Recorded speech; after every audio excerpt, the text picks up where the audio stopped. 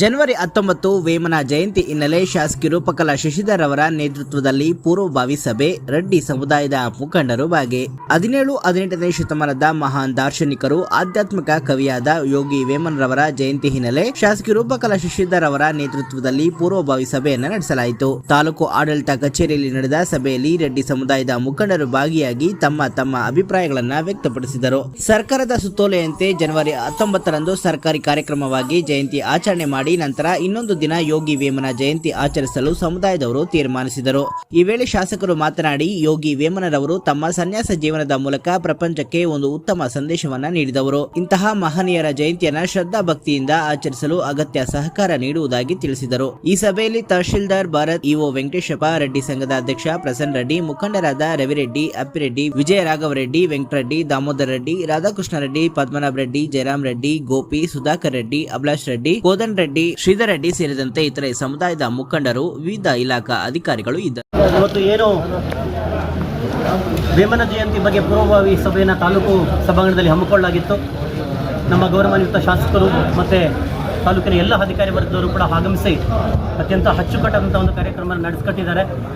ಏನು 19ನೇ ತಾರೀಕಿನ ಕಾರ್ಯಕ್ರಮ ಇದೆ, ಅವತ್ತು ಬೆಳಗ್ಗೆ ನಾವು ನಮ್ಮ ರೆಡ್ಡಿ ಕಲ್ಯಾಣ ಮಂಟಪದಲ್ಲಿ ವೇಮನ ಪೂಜೆಯನ್ನು ಮುಗಿಸ್ಕೊಂಡು ತಾಲೂಕು ಕಚೇರಿಗೆ ಬಂದು ಸುಮಾರು 10ರಿಂದ 11 ಗಂಟೆಗೆ ಇಲ್ಲಿ ನಾವು ಪೂಜೆಯನ್ನು ಮುಗಿಸ್ಕೊಂಡು ಮತ್ತೆ ಆ ನಂತರ ಜಿಲ್ಲಾ ಮಟ್ಟದಲ್ಲಿ ನಡೆಯುವಂತಹ ವೇಮನ ಜಯಂತಿ ಕಾರ್ಯಕ್ರಮಕ್ಕೆ ತೆರಳಬೇಕು ಅಂತ ಒಂದು ನಿರ್ಧಾರ ಆಗಿದೆ.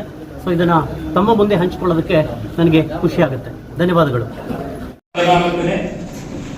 ವೇಮನ ಜಯಂತ್ಯೋತ್ಸವ ಪೂರ್ವಸಭೆ ತಂದಿದ್ದೀವಿ.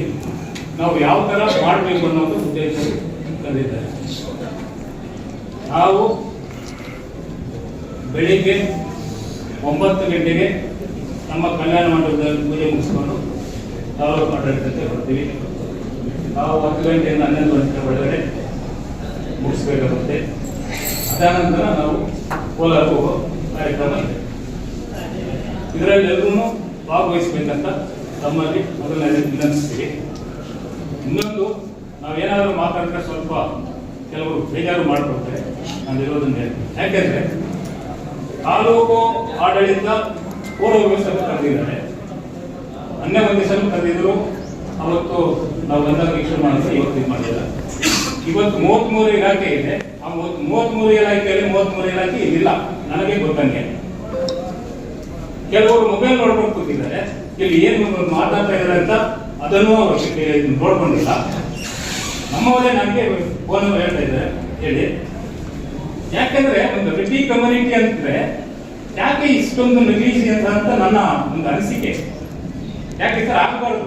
ಎಲ್ಲ ಜಯಂತಿಗಳಿಗೆ ಏನ್ ನಾವು ಪ್ರಾಧಾನ್ಯತೆ ಕೊಡ್ತಾ ಇದೀವಿ. ಸರ್ಕಾರ ಒಂದು ಪೂರ್ವ ಸಂಘದ ಒಂದು ಜಯಂತಿಗಳ ಆಚರಣೆಗೆ ಒಂದು ಅವರು ಕಮ್ಯುನಿಟಿಗೆ ಒಂದು ದಿನಾಂಕವನ್ನು ನಿಗದಿ ಮಾಡಿದ್ರೆ ಅದನ್ನ ಎಲ್ಲರಿಗೂ ಮಾಡ್ದಂಗೆ ನಮ್ಮ ಸಮಾಜಕ್ಕೂ ಮಾಡ್ಬೇಕಂತ ತಮ್ಮಲ್ಲಿ ಶಾಸಕರಲ್ಲೂ ಮತ್ತು ತಾಲೂಕು ಆಡಳಿತದಲ್ಲಿ ನಾನು ಪದೇ ಮನವಿ ಮಾಡ್ತಾ ಇದ್ದೀನಿ.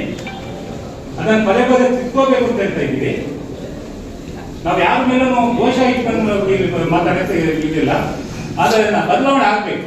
ಇವತ್ತು 33 ಇಲಾಖೆಯಲ್ಲಿ ಬಂದಿರೋದು ಕಡಿಮೆ ಸಂಖ್ಯೆಯಲ್ಲಿ. ಯಾಕಂದ್ರೆ ನಾನು ಕೂಡ ಒಂದು ಪೂರ್ವ ಸಭೆಗೆ ಬರ್ತಾ ಇದ್ದ ಒಂದು ಇಲಾಖೆಯಲ್ಲಿದ್ದಾಗ ಆ ಒಂದು ಇದರಲ್ಲಿ ನನಗೆ ಗೊತ್ತಿದೆ, ನಮ್ಮವ್ರು ಗೊತ್ತಿಲ್ಲ ಅಂತನೂ. ಇದನ್ನು ಬದಲಾವಣೆ ಆಗ್ಬೇಕು ಅಂತ ನಾವು ಹೇಳ್ತಾ ಇದ್ದೀವಿ.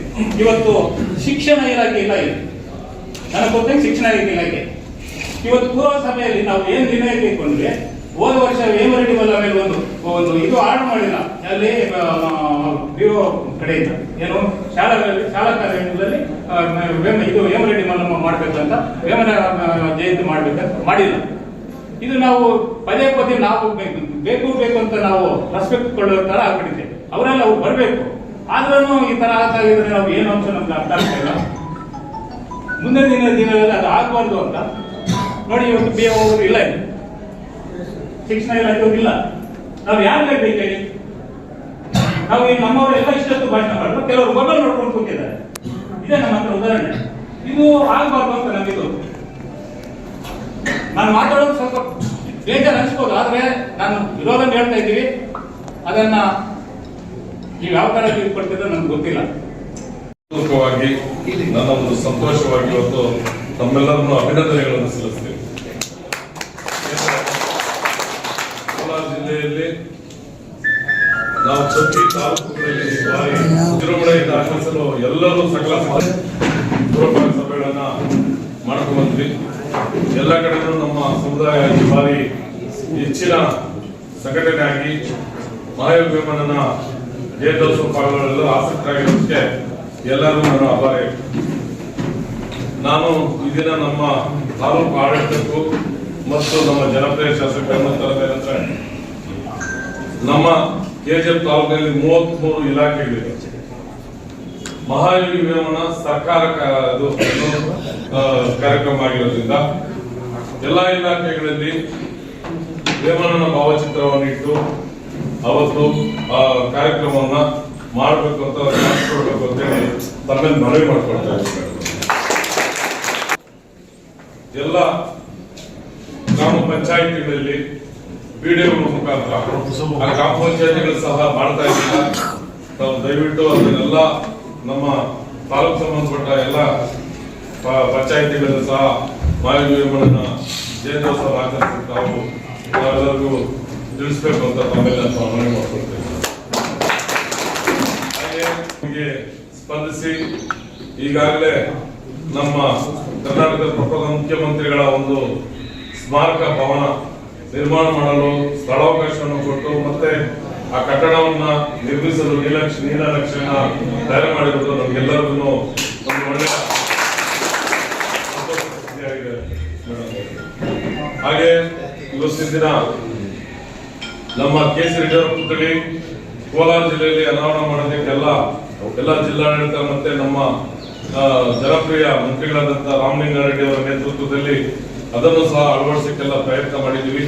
ಅದು ಸಹ ನಮ್ಮ ಮೇಡಮ್ ಅವರು ಅದಕ್ಕೆ ಕೈ ಜೋಡಿಸಿ ಅದನ್ನು ಒಂದು ಪುತ್ಥಳಿಯನ್ನು ಅನಾವರಣ ಮಾಡೋದಕ್ಕೂ ಅವರು ಸಹಕಾರ ಕೊಡಬೇಕು ಅಂತೇಳಿ ಅವರಲ್ಲಿ ಮನವಿ ಮಾಡ್ಕೊಳ್ತೀವಿ. ನಮ್ಮ ಕೆಜಿಎಫ್ ಕ್ಷೇತ್ರದ ಜನಪ್ರಿಯ ಶಾಸಕರಾದಂತಹ ರೂಪಾ ಮೇಡಮ್ ಅವರು ಪೂರ್ವಭಾವಿ ಸಭೆಯನ್ನ ಕರೆದಿದ್ದಾರೆ. ಹಾಗೆ ಅವರನ್ನು ಸಹ ನಾವು ಸ್ವಾಗತ ಮಾಡ್ತಾ ಮತ್ತು ತಾಲೂಕಿನ ಎಲ್ಲ 33 ಇಲಾಖೆಯ ಅಧಿಕಾರಿಗಳು ಸಹ ನಾನು ಸ್ವಾಗತವನ್ನು ಕೊಡ್ತಾರೆ. ಮತ್ತು ಈ ದಿನ ಈ ಸಭೆಗೆ ವಿಶೇಷವಾಗಿ ನಮ್ಮ ಜಿಲ್ಲಾಧ್ಯಕ್ಷರಿಂದ ನಮ್ಮ ಕರ್ನಾಟಕ ರಾಜ್ಯ ರೆಡ್ಡಿ ಜನಸಂಘ ಹಾಗೆ ನಮ್ಮ ಕೆಜಿಎಫ್ ತಾಲೂಕು ರೆಡ್ಡಿ ಜನಸಂಘದ ಅಧ್ಯಕ್ಷರಾದ ಬಸವರೆಡ್ಡಿ ಅವರನ್ನ ಸ್ವಾಗತ ಮಾಡ್ತಾ ಹಾಗೆ ಗೌರವ ಅಧ್ಯಕ್ಷರಾದಂತಹ ಪರಶುರಾಮ ರೆಡ್ಡಿ ಅವರನ್ನ ಸಹ ಸ್ವಾಗತ ಮಾಡ್ತಾ ಹಾಗೆ ನಮ್ಮ ಕೋಲಾರ ಜಿಲ್ಲಾ ರೆಡ್ಡಿ ಜನಸಂಘದ ಗೌರವ ಅಧ್ಯಕ್ಷರಾದಂತಹ ನಮ್ಮ ವಿಜಯರಾಮರೆಡ್ಡಿ ಅವರು ಬಂದಿದ್ದಾರೆ, ಅವರನ್ನು ಸ್ವಾಗತ ಮಾಡ್ತಾ ಹಾಗೆ ನಮ್ಮ ಯೋಜನೆಗಳ ಅಧ್ಯಕ್ಷರಾದಂತಹ ನನ್ನ ಜೀವನನೇ ಸಂದೇಶ ಅಂತ. ಅದೇ ರೀತಿ ಹಿಂದೆ 600 ವರ್ಷಗಳ ಹಿಂದೆ ಎಂಥ ಸಂದರ್ಭದಲ್ಲಿ ಒಂದು ಜೀವನ ಚರಿತ್ರೆಯನ್ನ ಅವರು ಜೀವನ ಪುಟಗಳಲ್ಲಿ ಬಿಟ್ಟು ಹೋಗಿದ್ದಾರೆ ಅಂದ್ರೆ ಅವರ ಜೀವನವನ್ನೇ ಚರಿತ್ರೆ ಆಗಿ ಮಾಡಿದ್ದಾರೆ. ನಾವು ಅರ್ಥ ಮಾಡ್ಬೋದು. ಅವರ ಜೀವನ ಪುಟಗಳನ್ನ ಓದಿದೀವಿ, ಚರಿತ್ರೆ ಓದಿದೀವಿ ಅಂದ್ರೆ ನಾವು ಅಸೂಯೆ ದ್ವೇಷ ಮಾಡೋದು ಬಿಡ್ಬೇಕಾಗುತ್ತೆ. ತಪ್ಪನ್ನ ಕೇಳೋದು ನಾನು ತಪ್ಪು ಅನ್ನೋದು. ಯಾಕಂದ್ರೆ ಪ್ರಸನ್ನ ಅವ್ರು ಮಾತಾಡಿದ್ರು ನಂಗೆ ನಾರಾಯಣ ರೆಡ್ಡಿ ಅಣ್ಣ ಇನ್ನೊಬ್ರು ಎಲ್ಲಾದ್ರೂ ಇದ್ದಾರೆ ಅಂದ್ರೆ ಪಕ್ಕದಲ್ಲೇ ಇದ್ದಾರೆ ಅಂತ ಯಾವತ್ತಾದ್ರು ಅನ್ಕೊಂಡು ನಾನು ಹೋಗ್ತೀನಿ. ಬಿಟ್ರೆ ಅಂದ್ರೆ ಅವರಿಗೆ ದೂರದೃಷ್ಟಿ ಇತ್ತು, ಅವ್ರ ಸ್ವಾರ್ಥಿ ಇರ್ಲಿ. ನಾರಾಯಣ ರೆಡ್ಡಿ ಅಣ್ಣ ಅವ್ರನ್ನ ನಾವು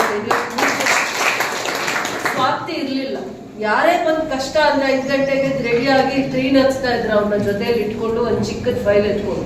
ಅಂತವ್ರನ್ನ ಒಬ್ಬನ ಇವತ್ತು ನಾವು ನನ್ನ ತಾಲೂಕಲ್ಲಿ ನೋಡಕ್ ಆಗ್ತಿಲ್ಲ. ಅದನ್ನ ನಾನು ನೆನಿಬೇಕು. ಏನ್ ಕಳ್ಕೊಂಡಿದೀವಿ ಅಂದ್ರೆ ಅವರಲ್ಲಿ ಇದ್ದಂತ ಆಸಕ್ತಿ, ಅವ್ರಿಗೆ ಯಾವ್ಯಾವ ಒಂದು ಕೆಲಸದ ಬಗ್ಗೆ ಆಸಕ್ತಿ, ಯಾರ್ದಾದ್ರೂ ಸಮಸ್ಯೆ ಅಂತ ಗೊತ್ತಾದ್ರೆ ಯಾವ ಇಲಾಖೆ ಹತ್ರ ಹೋಗ್ಬೇಕು, ಯಾವ ಮಂತ್ರಿಗಳ ಹತ್ರ ಹೋಗ್ಬೇಕು, ಯಾವ ಆಫೀಸರ್ನ ಹೇಗ್ ಮಾತಾಡ್ತಾ ಇದ್ರು ಅನ್ನೋದು ಮುಖ್ಯ ಅಲ್ಲ.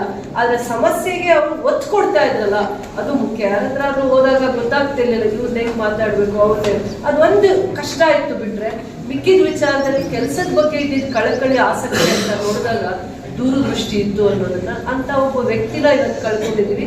ಅದು ನಮ್ಮ ಮಧ್ಯ ಆ ನೋವು ಕೂಡ ಕಾಡ್ತಾನೂ ಇದೆ.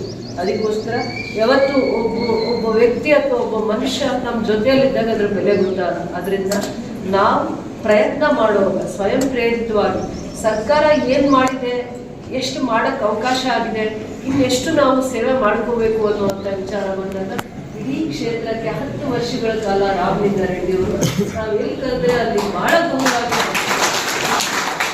ನಾವು ಕರೆದ್ರೆ ಅವ್ರು ಬಹಳ ಗೌರವವಾಗಿ ಬಂದು ಅವ್ರ ಮಾರ್ಗದರ್ಶನಗಳನ್ನ ಸಲಹೆಗಳನ್ನ ಕೊಡ್ತಾ ಬಂದು ಯಾವತ್ತಾದ್ರೂ ನಾವು ಮುಖ್ಯಮಂತ್ರಿಗಳನ್ನ ಯಾವುದೇ ಸರ್ಕಾರದಲ್ಲಿ ಹೋಗ್ಬೇಕು ನೋಡ್ಬೇಕು ಅಂದಾಗ ನಮ್ಮನ್ನ ಜೊತೆಯಲ್ಲಿ ಇಟ್ಟು ಕರ್ಕೊಂಡು ಹೋಗ್ತಾ ಇದ್ರು. ಆ ರೀತಿಯಾದ ಒಂದು ದೂರದೃಷ್ಟಿ ಇರುವಂಥವ್ರು. ನಾವು ಕೂಡ ಅವ್ರನ್ನ ನನ್ನ ತಂದೆಯ ಸ್ಥಾನದಲ್ಲಿ ನೋಡ್ತೀನಿ, ತಂದೆಯ ಸ್ಥಾನದಲ್ಲೇ ನೋಡ್ತೀನಿ, ಅಷ್ಟೇ ಗೌರವನ ನೋಡ್ತೀನಿ. ಯಾಕೆಂದ್ರೆ ರಾಜಕೀಯ ಅನ್ನೋದು ಬಿಟ್ಟು ನೋಡಿದ್ರು ಕೂಡ ಎಲ್ಲಾರು ಕೂಡ ಕಳ್ಕಳಿಯಿಂದ ಯಾವುದೇ ಸಮಾಜದವ್ರು ಹೋಗ್ಲಿ ಸಮಸ್ಯೆ ಅಂತ ತಗೊಂಡೋಗ್ಲಿ ಬಗೆಹರಿಸ್ಬಿಟ್ಟು ಕಳಿಸ್ತಾರೆ. ನೋಡಿ ಬೇಕಾದ್ರೆ ನೀವು ಇಡೀ ರಾಜ್ಯದಲ್ಲಿ ಯಾವ್ದಾದ್ರು ಒಂದು ಮಂತ್ರಿ ನಿಮಗೆ ಇಂಥ ಜಾಗದಲ್ಲಿ ಸಿಗ್ತಾರೆ ಅಂದ್ರೆ ಅಂತ ಜಾಗದಲ್ಲಿ ಸಿಗ್ತಾರೆ. ಆಮೇಲೆ ಫೋನ್ ಕೂಡ ಕೈಯಲ್ಲಿ ಇಟ್ಕೊಂಡಿರ್ತಾರೆ, 1-2ನೇ ರಿಂಗ್ಗೆ ಇಟ್ಕೊತಾರೆ, ಏನಪ್ಪಾ ಅಂತ ಕೇಳ್ತಾರೆ. ಅಷ್ಟು ಸರಳವಾಗಿರುವಂತ ವ್ಯಕ್ತಿತ್ವ ಗುಣ. ಮತ್ತೆ ಸಮಸ್ಯೆ ಅಂತ ಬಂದಾಗ ಸಹಾಯ ಮಾಡಕ್ ಅವಕಾಶ ಮಾಡೇ ಮಾಡ್ತಾರೆ.